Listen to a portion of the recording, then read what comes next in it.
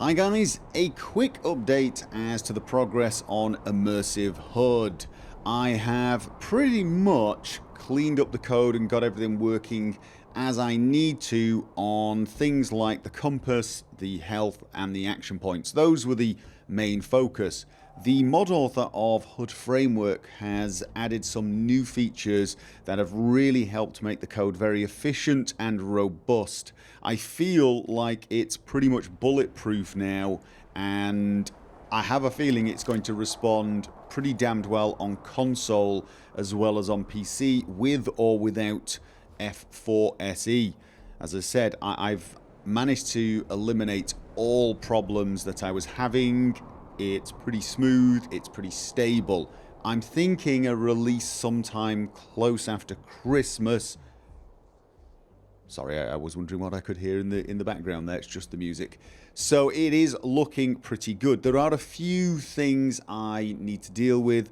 So, for example, if I get hungry or thirsty, it will show up. It's not linked to Immersive HUD. I need to add some other options in the settings holotape that will control that and hide it under certain circumstances. The one area I'm not sure about at the moment is the crosshair. As you can see, I've still got the dot crosshair. The easiest way to remove that is to remove it from the Swift file itself, but then you need to have a compatibility patch for things like Def UI, and I need to update it every single time there is a game update. I would like to hide it the same way I hide everything else, but I want to be able to detect when I'm looking at something and the crosshair changes. That's a little difficult at the moment, although I have some ideas of how I might do that. So I'm going to look into that. Failing that, I will just remove the dot crosshair. If I remove the dot crosshair, you get all the other crosshairs. So when you look at something, when you look at a companion, when you take out a weapon, it will keep those crosshairs. And obviously, if you don't like those, you can turn those off in the options. So it's just the dot crosshair I don't like, because of course I generally feel I don't need it unless I'm actually looking at something or trying to pick it up. That's the main progress of Immersive HUD. And if you're wondering why I haven't mentioned power armor, that's because based upon a lot of the comments and some of my own thoughts on this, I've decided that I'm going to make the power armor stuff a separate mod. I'm going to make another mod called something like Dynamic Power Armor HUD and deal with that there. That way you've got a choice. Quite a few people just don't care about the heads-up display in the power armor. Some people even like it. And I think the power armor heads-up display is going to be more complicated. So having it as a separate mod will allow me to get creative and try a lot of different things without constantly interfering with Immersive HUD. So, now obviously that does mean 2 ESPs, but I don't think that's much of a problem anymore. On the subject of the power armor, I think I'm going to start fairly basic. There are quite a lot of difficulties in manipulating this heads-up display. I'm going to look into making my own flash components. I'm also going to look into whether or not I can manipulate the mesh from the engine, although that's looking difficult. But there are some things I think I can do relatively easily. For example, the power armor health indicator, the thing on the left hand side that tells me whether my power armor is damaged. I don't feel you need that all the time. If your power armor's not damaged, why show it?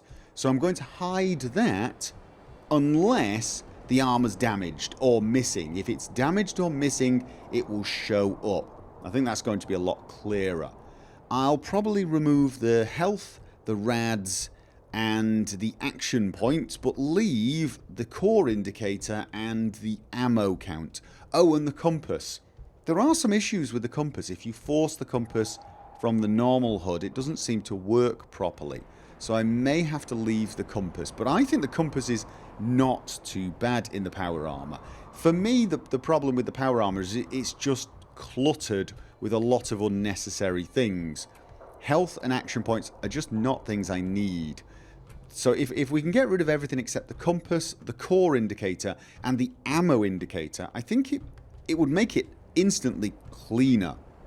This would mean when you wanted to see the health, it would show the normal health meter from the normal HUD. It would be nice if I could get the dial to pop back up, but to do that I am going to have to make my own flash components. I am looking into that, and that might be something I add later on, but in the first iteration I will probably do something similar to Immersive HUD. So this is what I'm thinking with the Power Armor HUD.